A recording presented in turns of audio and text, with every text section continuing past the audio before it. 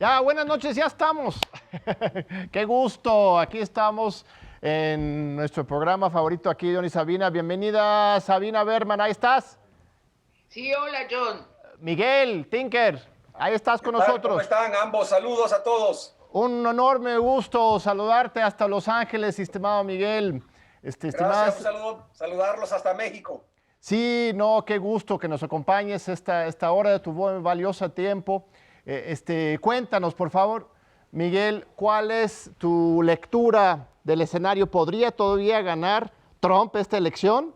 Sí, yo creo que sí, es una elección muy reñida, aunque ha habido una participación estelar, casi 160 millones de personas han participado, 100 millones por adelantado, quizás 60 millones entre correo y hoy día, pero todavía el racismo, el miedo, el cambio demográfico asusta a mucha gente y aún con eso se ve que Biden logró acercarse en Florida, pero no ganar. En Georgia, en Texas, no logró revertir. En Carolina del Norte sigue muy apretado todavía. El camino para Biden sigue siendo a través de Arizona, Pensilvania, Wisconsin y Minnesota, pero el camino para Trump sigue siendo igualmente por Pensilvania, y si logra arrebatarle un estado más, llegarán a 270. Recordemos que yo estoy seguro que el voto popular lo gana Joe Biden, pero el colegio electoral, recordemos que aquí no hay un voto directo, hay un voto por a través de un colegio electoral, es todavía posible que lo gane Trump. Sí, hace 4 años tenemos que recordar que Hillary Clinton ganó la elección si si los Estados Unidos tuviera un sistema democrático, Clinton hubiera ganado la presidencia y ganó por 3 millones de votos más que Trump, pero él se 3 millones de votos, y Al Gore hubiera sido presidente en el 2000, porque claro. De nuevo el Tribunal Supremo de Justicia le arrebató la elección en 2000 en Florida, prohibiendo que el Estado continuara contando votos. Así es. Sabina, adelante. ¿Qué me toca hacer, John? Indícame qué debo hacer. Pregúntale a nuestro amigo Miguel, ¿cuáles son tus inquietudes sobre la elección? ¿Tienes alguna pregunta preparada para que yo la diga, John? No, adelante. Sí, Miguel, buenas noches, ¿cómo estás? Buenas noches, un placer verte en persona, digitalmente. Sí, Miguel, la relación de México y Norteamérica, como sabemos, es muy intensa. Compartimos una historia donde Norteamérica ha intentado subordinarnos una y mil veces y ha logrado más de una. Y compartimos la frontera más larga de la geopolítica internacional. Estamos actualmente relacionados por 1001 asuntos. Cuando Estados Unidos tiene gripe, nosotros tosemos. Entonces, te propongo que tratemos los principales vínculos uno por uno que nos unen y cómo serían afectados por un resultado u otro, que gane Biden o que gane Trump. Pero inicialmente, a manera de prólogo, te pregunto, de ganar Biden o ganar Trump, ¿qué diferencias principales habría para México? Yo quisiera revertir la pregunta, si me lo permites. Yo creo que hay que pensar desde el punto de vista del sur. ¿Qué es lo que quiere México de esta relación? ¿Qué es lo que quiere América Latina de esta relación? Esa pregunta me la han hecho mucho hoy y sigo insistiendo que hay que revertirla. Hay que preguntarnos nosotros, ¿qué queremos de una relación con Estados Unidos? Que nos ha tratado de una forma de asimetría desde el inicio de la relación, ¿verdad? Desde que llegó Poinsett a México a involucrarse en la política internacional mexicana hasta el presente. Sea demócratas o sea republicanos, porque ambos nos tratan con el mismo desprecio. Entonces yo no creo en separación entre partidos, que un partido va a ser mejor que otro partido. Por eso insisto que hay que pensar más bien del punto de vista del sur. ¿Qué queremos nosotros, los latinoamericanos? ¿Qué quieren los mexicanos y mexicanas de la relación? ¿Cómo quiere el trato de migración? ¿Cómo se quiere el trato del medio ambiente? ¿Cómo queremos el trato en términos de la economía política? ¿Qué queremos sobre los derechos ambientales del agua, particularmente en Chihuahua, verdad? ¿Qué queremos de la relación? ¿Cómo agilizarla? Más allá de simplemente el Tratado de Libre Comercio, más allá simplemente del TEMEC, ¿verdad? Porque nos unen tantas diferentes, y además la inmigración. La inmigración es un factor constante de mexicanos y mexicanas, no hablando de centroamericanos, ¿verdad? iremos parte por parte, pero déjame cuestionarte si tenemos realmente say, como dicen los americanos, si tenemos algo que decir. Llevamos muchos sexenios en México, ahora sí que sonriéndole a Estados Unidos, esté quien esté en la presidencia y sin hacer política, sencillamente aceptando lo que Estados Unidos propone, acatándolo. La semana pasada sacaron a un general de 5 estrellas mexicano y ni nos avisaron.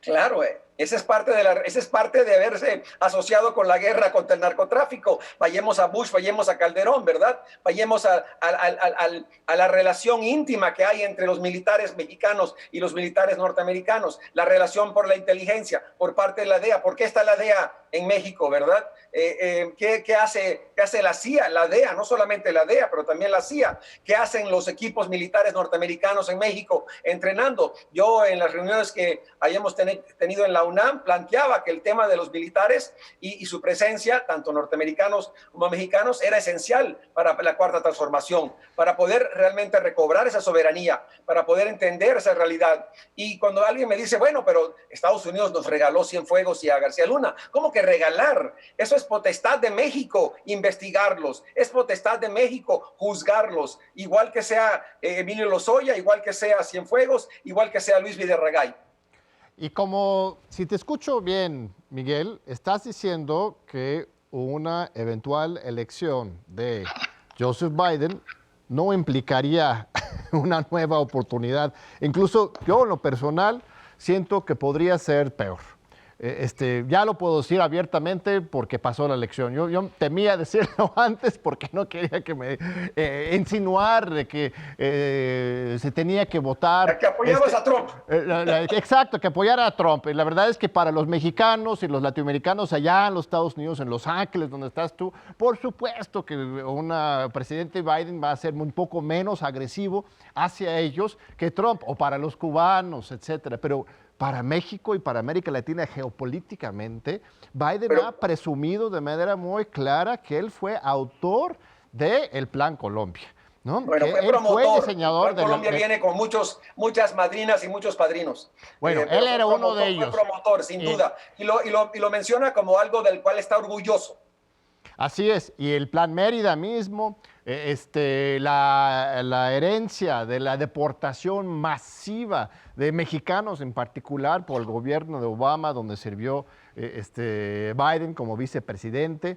La verdad es que yo creo que las cosas podrían ser peor con él. A ver qué pasa. Yo digo que no, en cierto sentido. Mira, yo no voy a defender el Partido Demócrata, no es mi interés. Yo creo que Obama, al deportar 3 millones de personas, al invertir $20 mil millones en Homeland Security, ICE y todo el aparato de seguridad, creó las condiciones para un Donald Trump. Esa es la simple realidad. Claro. Y en esa parte, pero ahí están, los dos son iguales. Tanto el republicano como el demócrata manipula al inmigrante, utiliza al inmigrante como chivo expiatorio, ¿verdad? Y en ese sentido, yo no estoy aquí para defender uno del otro, pero tampoco quiero caer También creo que es importante resaltar que ha habido movimiento en Estados Unidos, que comienza con Bernie Sanders, que comienza con las vidas negras importan, Black Lives Matter, que comienza con la movilización de mujeres que lideraron el proceso contra Donald Trump, y que eso es lo que busca frenar a un Biden si logra ganar un Biden. Y como ha dicho Bernie Sanders, y han dicho todos acá también,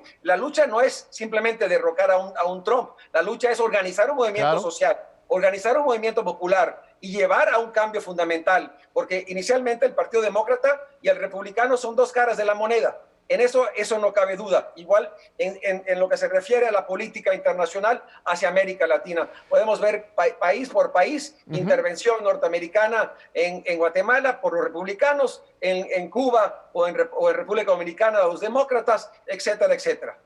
Así, oye, ¿y tus estudiantes, Miguel?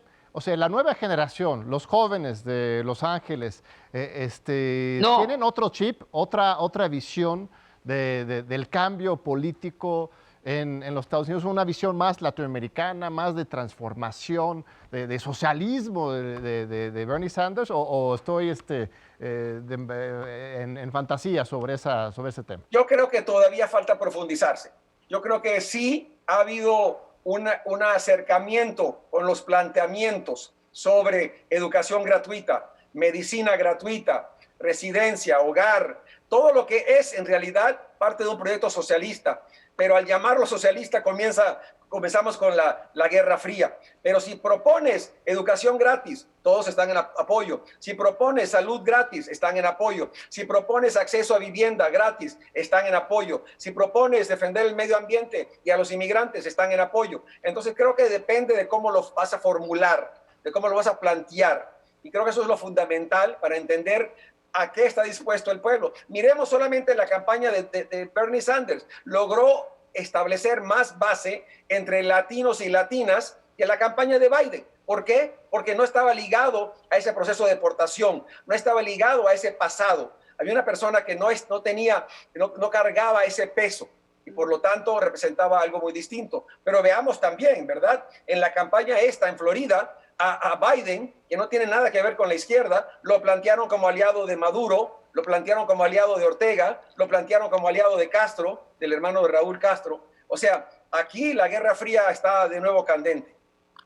Así es, querido Miguel, qué elocuente y claro tus palabras. Vamos rápida a una nota informativa, si me permites, y regresamos aquí con Miguel Tenker Salas y también tenemos otros enlaces especiales.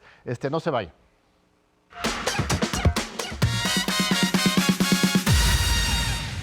Hay muchos futuros en juego en las elecciones presidenciales que se disputaron hoy en el país de las barras y las estrellas. Uno de ellos es el de la región ubicada en la frontera sur, Latinoamérica, la de mayor desigualdad en el mundo. Con una población conjunta de 636.073.000 personas, la región mantiene estrechos vínculos económicos, financieros, sociales y culturales con Estados Unidos. Estados Unidos es el principal socio comercial de la región, al acaparar el 44.8% de las exportaciones y el 32% de sus importaciones totales. México es particularmente dependiente de lo que ocurre al norte de nuestra frontera, con un comercio anual de 576.522 millones de dólares entre las dos naciones.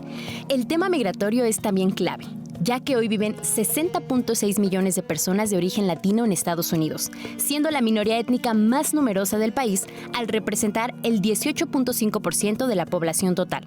Cada año se estima que más de 600.000 personas emigran de Latinoamérica a la nación norteamericana. ¿Qué está en juego hoy en la elección entre Joe Biden y Donald Trump? Analistas han destacado que con un presidente Biden podría darse un cambio de tono del gobierno de Washington sobre América Latina, pero no implicaría un giro radical. Es decir, no hay motivos para pensar que pueda ofrecer algo distinto a la política que aplicó el gobierno de Barack Obama, donde fue vicepresidente y que se caracterizó por batir récord en la historia de deportaciones de migrantes indocumentados, más de 2.7 millones de personas. Por esto, al primer presidente afroamericano en Estados Unidos se le llamó deportador en jefe. Además, fue Obama quien declaró a Venezuela en 2015 como amenaza inusual y extraordinaria para Estados Unidos, lo cual volvió oficial el bloqueo comercial, financiero y diplomático que enfrenta la nación suramericana. En tanto, si Trump sigue, se prevé la continuidad en su agenda hacia Latinoamérica, de la que resaltan 3 puntos: los acuerdos con países de Centroamérica y México para contener la emigración en sus territorios. En el caso mexicano, mantiene los planes para ampliar el muro físico en la frontera. La agudización del bloqueo criminal contra Cuba, que, solo del año pasado hasta ahora, ha provocado pérdidas a la mayor de las Antillas por 5.750 millones de dólares. Insistir en el cambio de gobierno mediante coerción de Venezuela, a través de la operación internacional representada por el opositor Leopoldo López y a nivel interno por el diputado Juan Guaidó. Ahora bien, puertas adentro, la comunidad latina ha cobrado una mayor relevancia en los comicios estadounidenses, al ser la más afectada por la pandemia de COVID-19 y cuyas expectativas sobre el futuro son clave a la hora de votar. Por ello, Trump y Biden dedicaron una parte importante de sus campañas a cortejar a las y los hispanos. ¿América Latina perderá con uno u otro? ¿Qué candidatura le significará un futuro de mayores ventajas políticas y económicas? Para hablar de esto, nos acompaña el historiador Miguel Tinker Salas. El profesor de historia en el Pomona College es una de las voces más respetadas en temas latinoamericanos y de Estados Unidos. John, Sabina, volvemos con ustedes al estudio.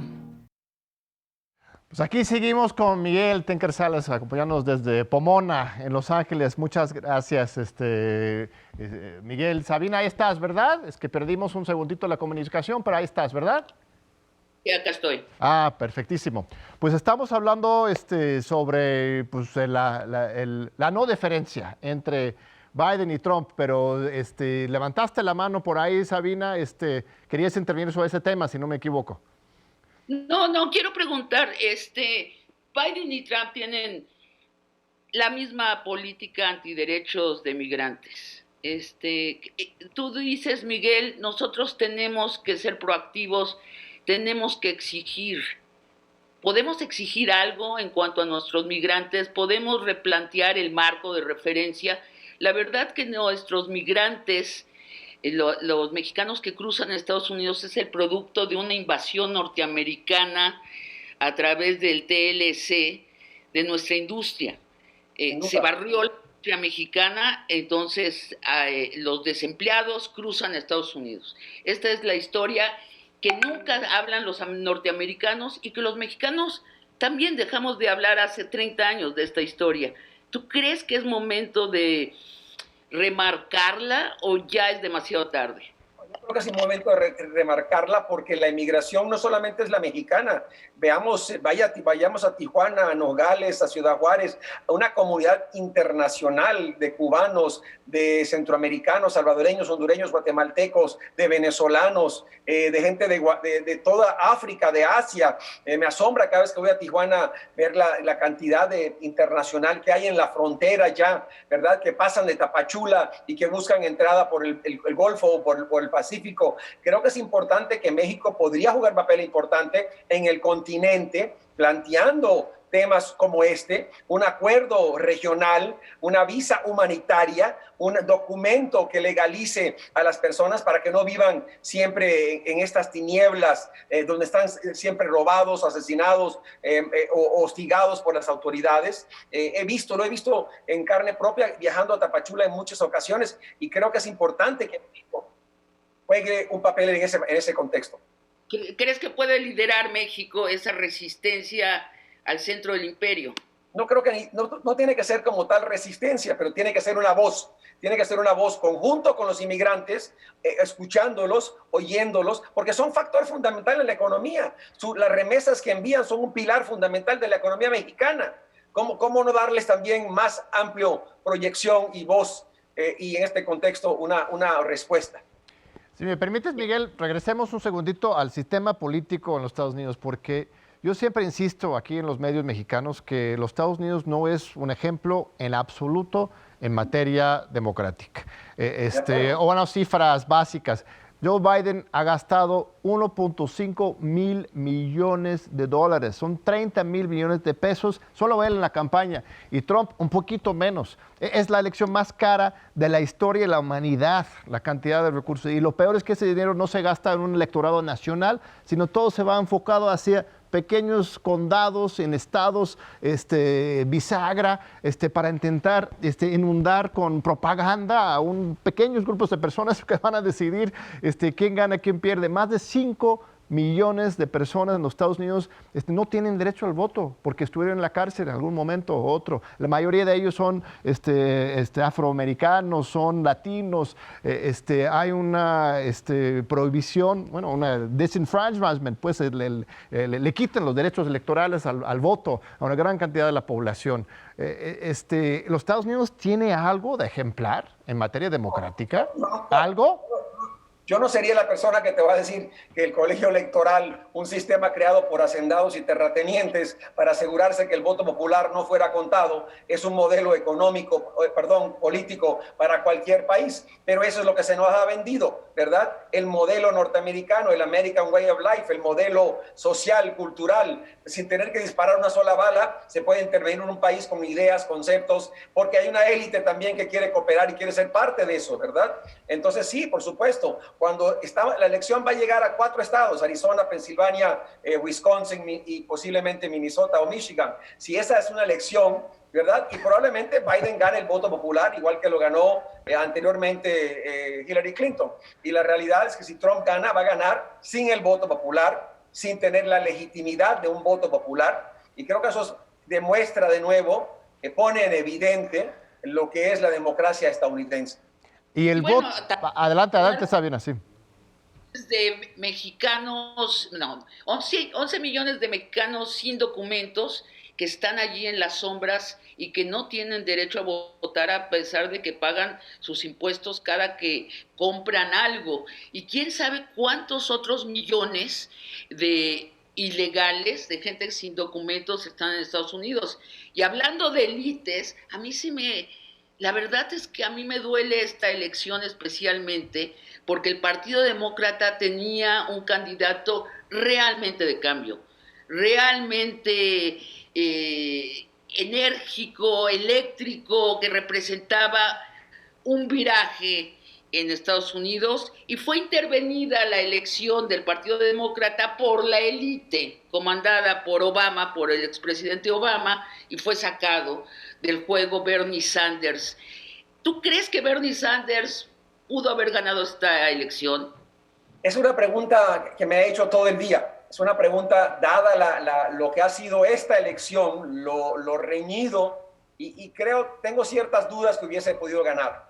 No hubiese podido ganar Florida, no hubiese podido ganar Texas, o sea, los mismos estados que está perdiendo Biden ahorita, probablemente los hubiera perdido. Quizás pudiese haber sellado esa muralla azul, digamos, en Michigan, la clase trabajadora blanca tradicional, quizás en Wisconsin, quizás en Minnesota, seguro que en Illinois, donde había ganado recordemos, lo que logró ganar fue en las primarias, cuando el voto era entre demócratas, ¿verdad? Porque aquí el voto de Trump es el voto del odio, el voto de una clase obrera blanca que teme perder sus llamados privilegios y que teme el cambio demográfico que está ocurriendo en Estados Unidos, que para el 2050 la persona eurodescendiente blanca podría ser la minoría. Eso es lo que temen ellos. Lo que está atrás de esta elección es la reacción por parte de este sector blanco, en particular su reacción a Black Lives Matter, a las protestas negras.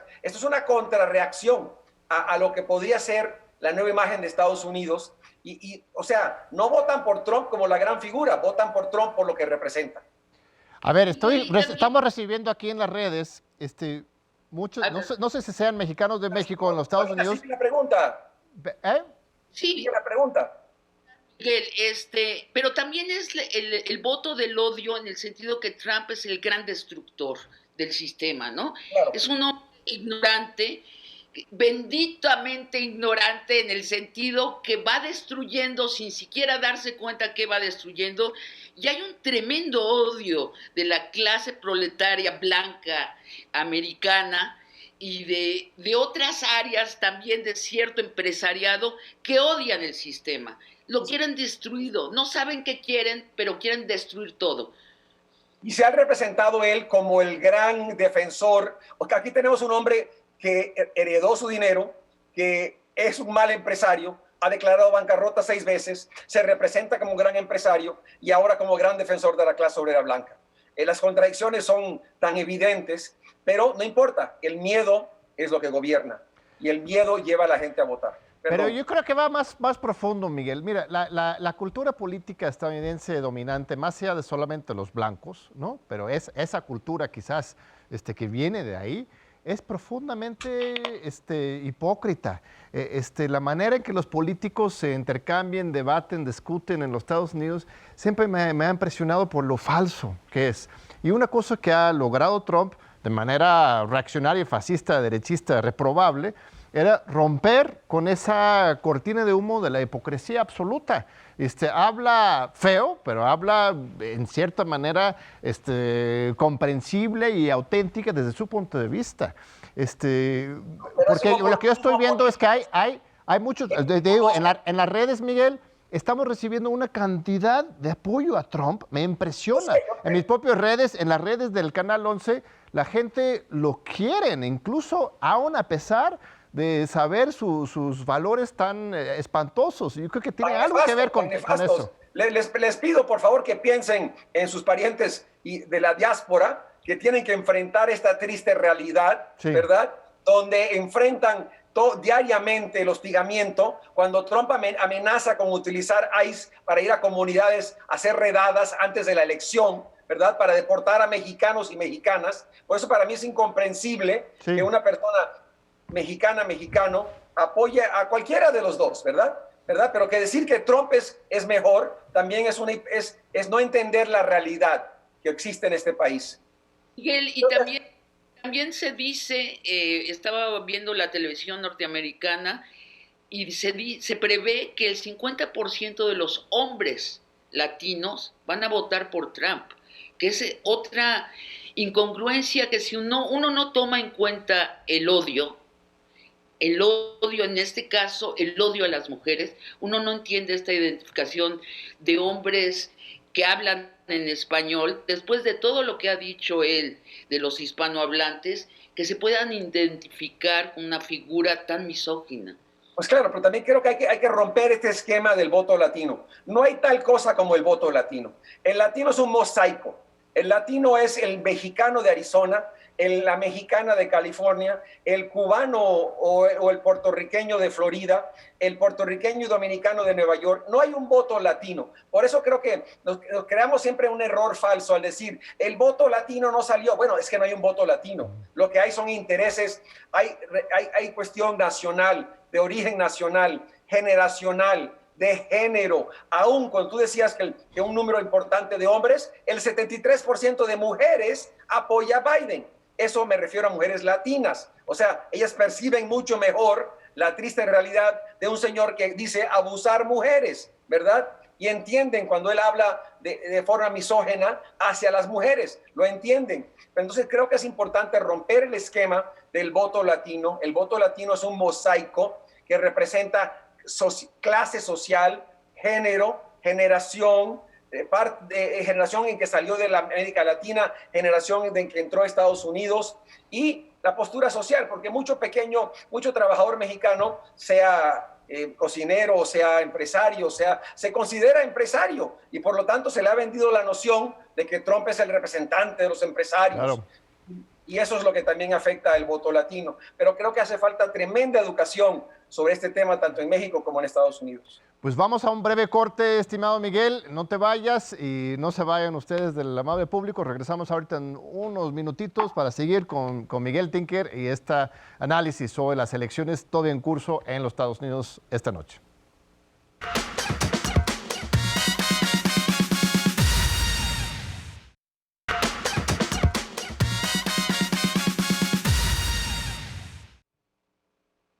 Hola, aquí seguimos, Johnny Sabine con Miguel Tinker Salas y tenemos un enlace muy especial. Ahí estás, Roberto Velasco. ¿Qué tal, estimado John? Un gusto saludarte como siempre y gracias por el espacio para conversar. Al contrario, Roberto es nuestro director general para América del Norte de la Secretaría de Relaciones Exteriores de México. ¿Cómo ves, Roberto, el desarrollo de estas elecciones? ¿Sorpresas para ti? ¿Quieres predecir algún resultado? Bueno, lo primero que diría, y obviamente que es lo que hemos estado observando en primer lugar, pues es que no ha habido hasta el momento incidentes que pongan en riesgo a nuestra comunidad. Eso lo celebramos, esperamos que siga así.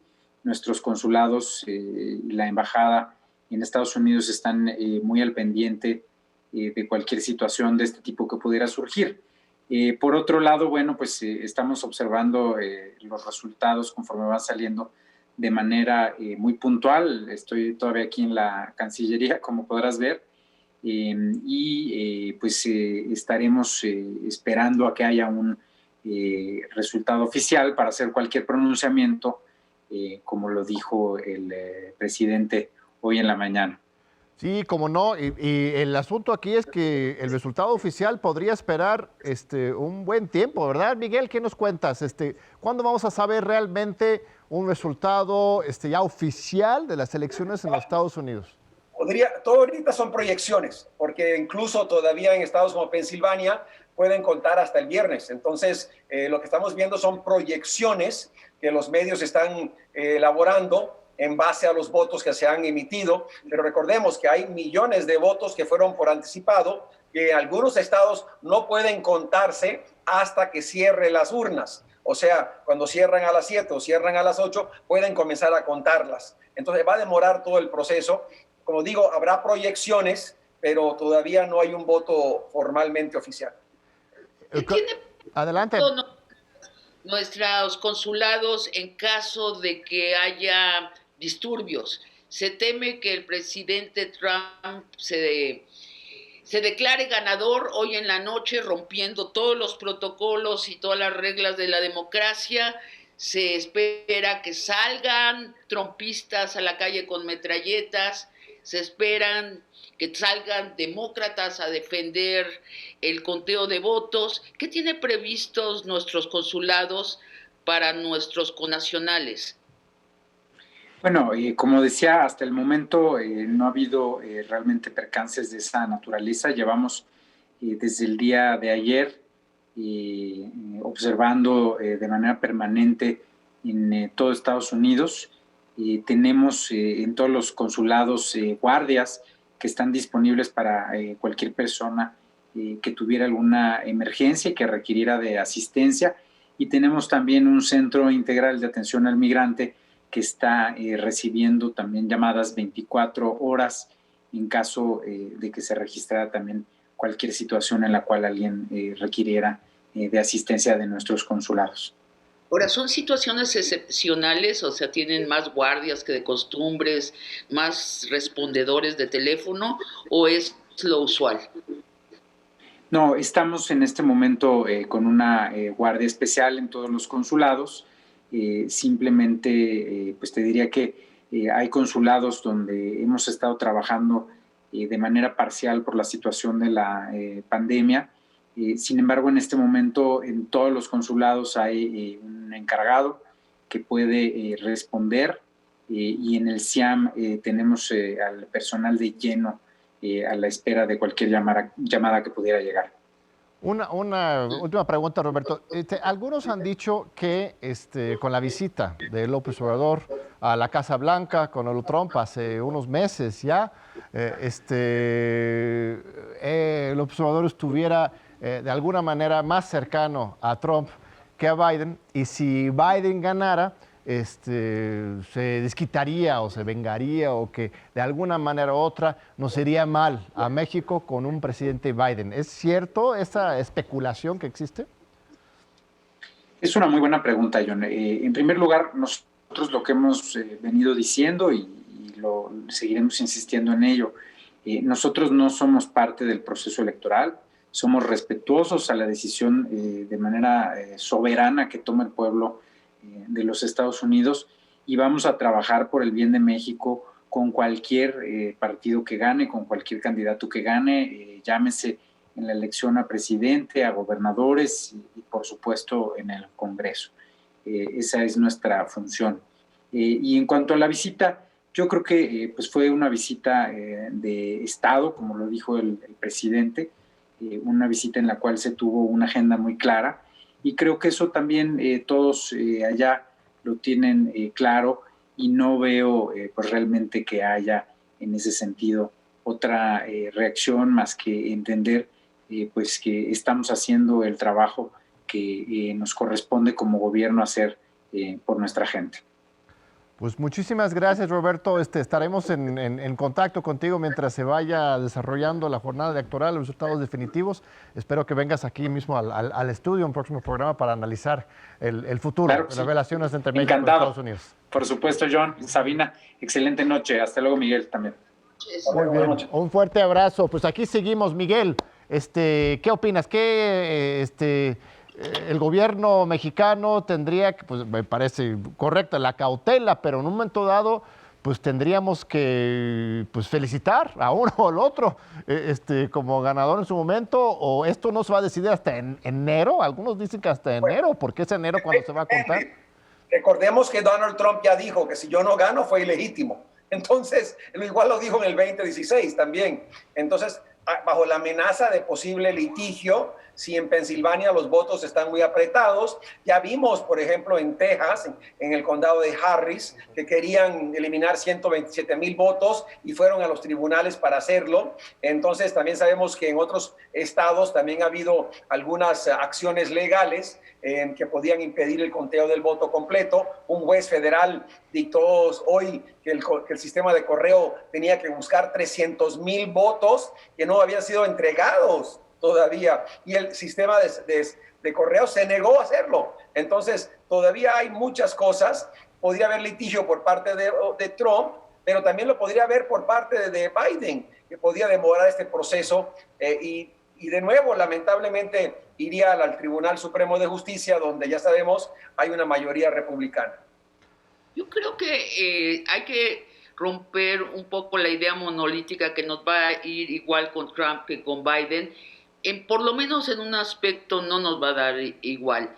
Si Trump se reelige, se va a desatar una nueva ola de odio al inmigrante y específicamente a la gente de piel más oscura. O sea, de eso viven los seguidores de Trump, del odio al que es distinto. Y Trump les ha dado este primer periodo de gobierno manga ancha, siempre ha estado a punto de apoyarlos, pero nunca los rechaza. Y yo creo que si se reelige, sí va a ser el festín del odio contra el inmigrante y la gente de piel más oscura.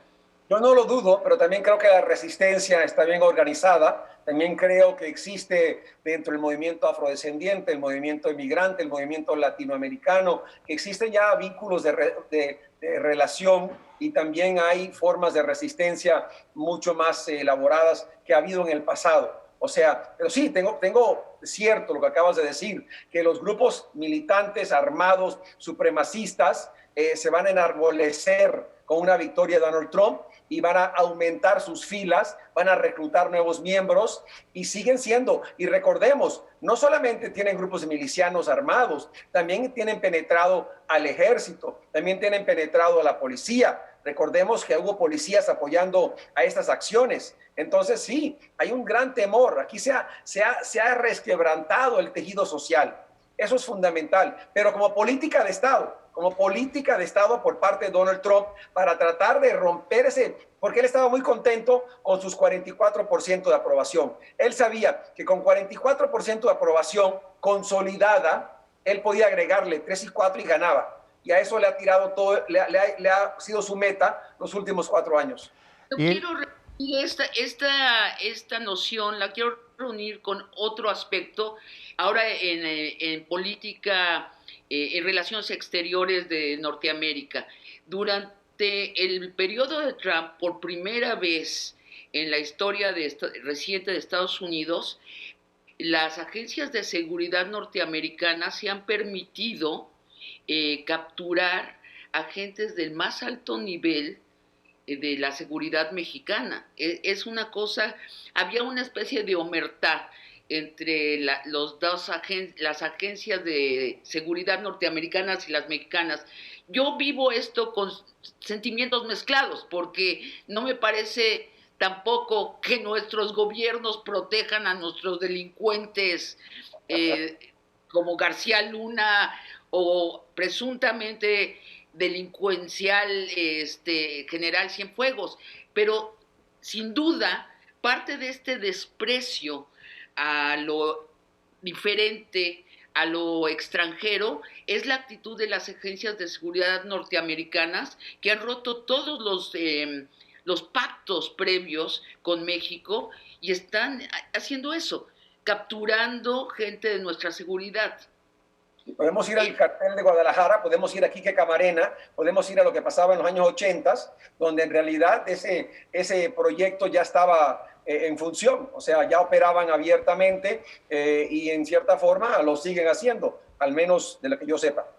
A ver, vamos, tenemos unas preguntas del público que nos han mandado. Si nos aceptas, Miguel, cada programa nos gusta recibir algunos comentarios, sobre todo de jóvenes de la audiencia. Adelante, por favor. Mi nombre es Andrea Sánchez, estudio negocios internacionales en Escatepepan. La pregunta para el doctor Tinker es la siguiente.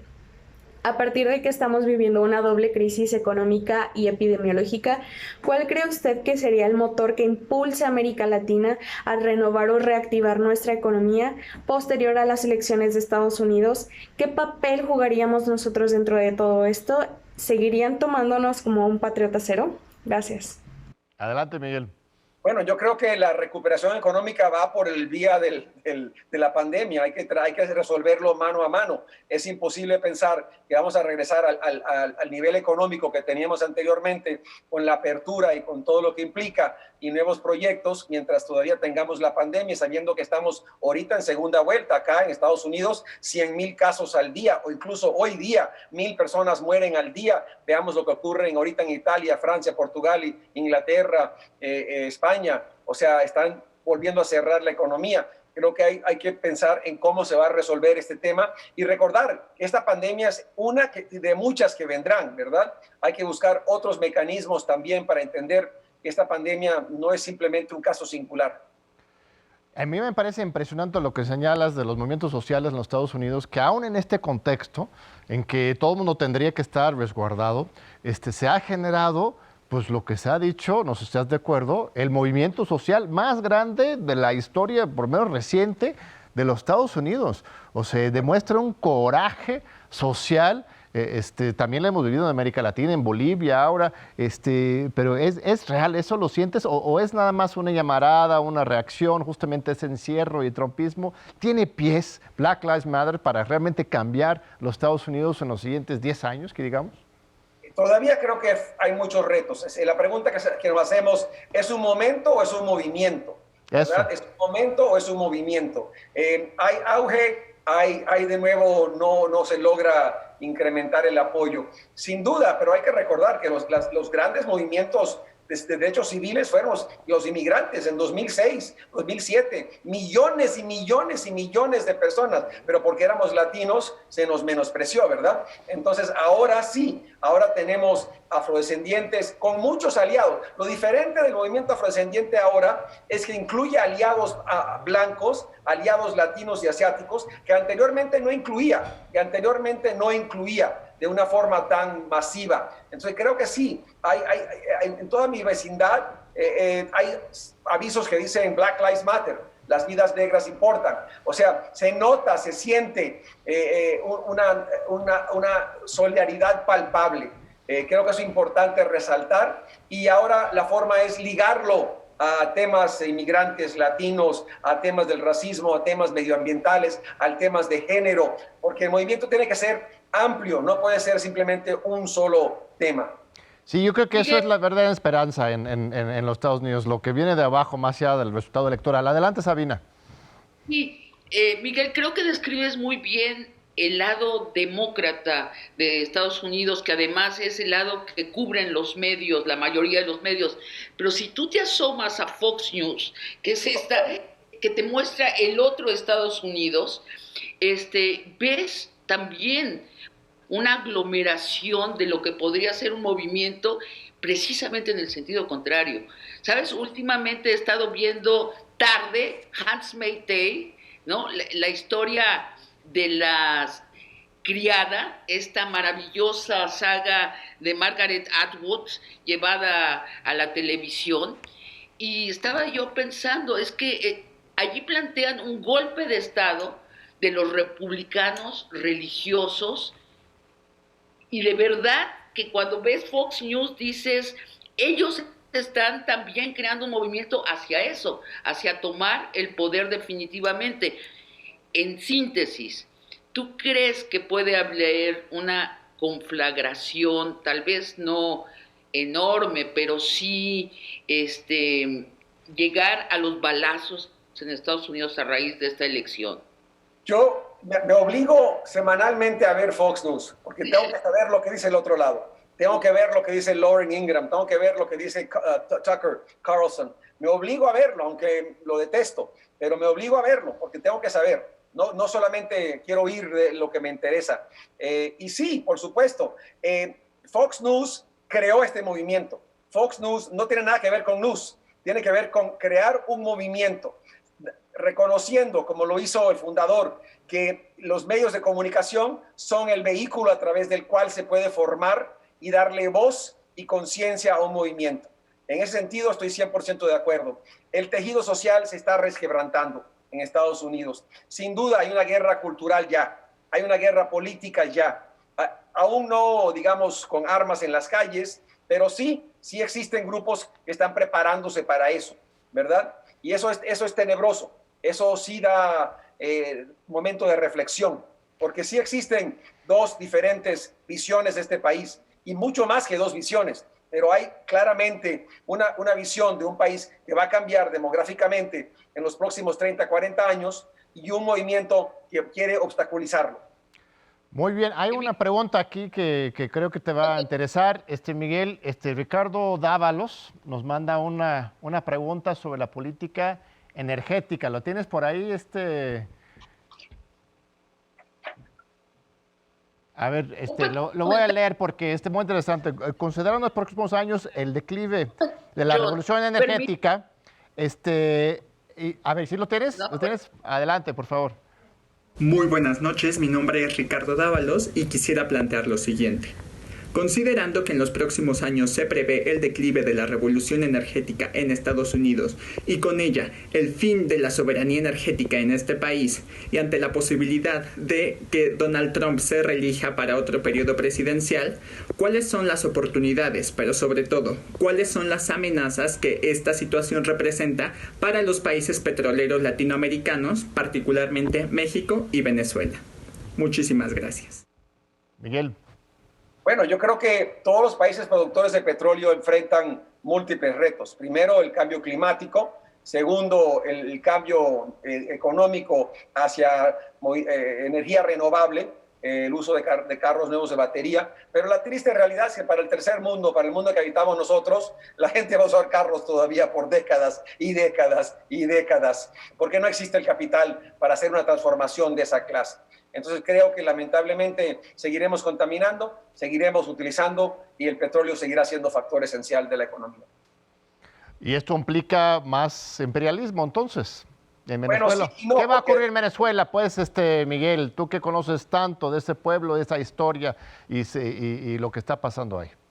Pero creo que para el petróleo, Arabia Saudita, los Emiratos, la producción de petróleo que está ya en su nivel máximo, donde hay una sobrecarga de petróleo en el mundo, y Venezuela, que lamentablemente tiene un crudo pesado, y ese crudo pesado requiere crudo liviano para poder mezclar, para poder hacer la mezcla hacia la venta, lo cual implica que tiene costos más altos y le impide poder competir a veces a ese nivel internacional.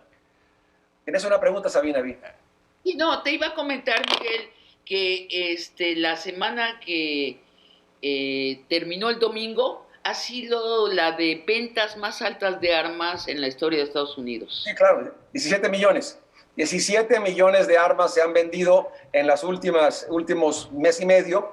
Incluso Walmart retiró de sus almacenes todas las armas porque temían que la noche de la elección la gente estaría invadiendo sus almacenes para robarse las armas y la munición.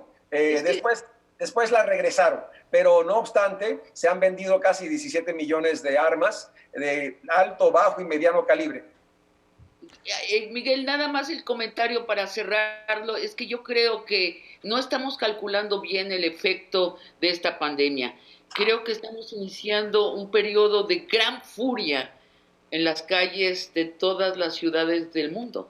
No, sí, yo no dudo eso. Yo incluso he estado argumentando que contraponer la economía y la pandemia, la apertura y la pandemia, crea esas condiciones, y que podemos hacer ambas cosas. Hay que buscar cómo hacerlas informados por la ciencia, no negando la ciencia, pero informados por los especialistas. Hay que buscar cómo lograr esa coyuntura. Sí, no va a ser necesario porque, mira, aunque se encuentre una vacuna, no va a ser una bala mágica. Ustedes saben que la vacuna de la influenza, por ejemplo, solamente tiene una efectividad de 40%. Si bien nos va la vacuna del COVID, pues tendría una efectividad similar. O sea, vamos a tener que aprender a vivir, ¿no?, con esta enfermedad, hacer economía, hacer protestas sociales, avanzar políticamente. Y yo sí creo que al final de cuentas hay una gran esperanza en los Estados Unidos con este movimiento y con este relevo generacional en todo el país. Por eso te preguntaba al principio con respecto a tus estudiantes, tus alumnos de la universidad. Creo que sí, se están cambiando el chip, la gente está viendo las cosas de otra manera, quizás no como socialismo, etcétera, pero como tú bien dices, un compromiso, un retorno a los compromisos con el interés público, las instituciones públicas, el bienestar general, valores humanitarios, pues, sí están muy presentes en los Estados Unidos, quizás hoy más que nunca. Todavía falta profundizar un poco. No eres optimista entonces, querido Miguel. No, yo creo que planteo que estamos ante una coyuntura donde existen dos visiones de este país, o más incluso, y que todavía existe mucha tela que cortar para analizar y cómo resolver, porque tenemos ahorita el resultado de una elección que va a profundizar o va a abrir otras heridas, y la respuesta habrá que ver, porque la otra respuesta es el cinismo. Pues muchísimas gracias, Miguel, por este tiempo. Se nos acabó el tiempo tan rápido, un lujo escucharte. Muchas gracias. Sabina, una última comentario. Tenemos 20 segundos, Sabina. Sí, yo coincido con Miguel, creo que estamos en el umbral de tiempos muy difíciles. Yo los llamaría los tiempos de la furia en do mayor. Creo que vamos a ver cosas que no hemos visto. Una de ellas es una tensión muy feroz en el país más poderoso del mundo. Muy bien, pues muchas gracias a nuestro público por estar con nosotros. Nos vemos, Sabina, Miguel, nos vemos en 8 días. Aquí mismo, Johnny y Sabina, vamos a tener al secretario de Educación Pública, Esteban Moctezuma, para hablar sobre la educación en la nueva normalidad. Muchas gracias. Buenas noches.